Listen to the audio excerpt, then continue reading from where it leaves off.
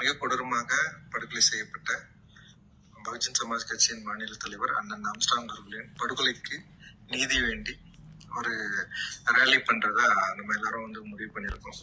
அந்த ரேலி வந்து 20ஆம் தேதி சனிக்கிழமை மாலை 3 மணிலிருந்து தொடங்குவதாக திட்டம்.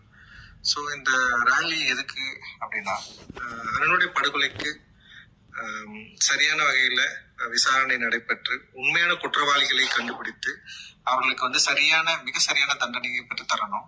அதே நேரத்துல தலித் தலைவர்களுக்கும் தலித் மக்களுக்கும் தமிழக அளவுல இந்திய அளவுல தொடர்ந்து நடைபெற்று கொண்டிருக்கிற வன்கொடுமைகளுக்கு ஒரு பதிலை கோருவதன் ஒரு நியாயமா இந்த ரேலியை வந்து நம்ம வந்து திட்டமிட்டு இருக்கிறோம். ஸோ இந்த ரேலி வந்து எழும்பூர் ரமணா ஹோட்டல்ல வந்து அந்த ஹோட்டலுக்கு அருகே இருக்கிற சாலையில ஆரம்பிச்சு ராஜரத்னம் ஸ்டேடியத்துல வந்து நிறைவு பெறுது. அங்க ஒரு நினைவேந்தல் கூட்டமும் நடக்குது. இந்த நினைவேந்தல் கூட்டத்திலையும் இந்த ரேலியிலையும் தமிழகத்தில் இருக்கிற மிக முக்கியமான தலித் ஆளுமைகள், அரசியல் கட்சி தலைவர்கள் அண்ட் வந்து ஆக்டிவிஸ்ட் அண்ட் இந்த சமூகத்தின் மீது நம்பிக்கை இருக்கிற, சமூக நீதியின் மீது நம்பிக்கை இருக்கிற எல்லாருமே வந்து இதுல வந்து கலந்துக்க போறாங்க.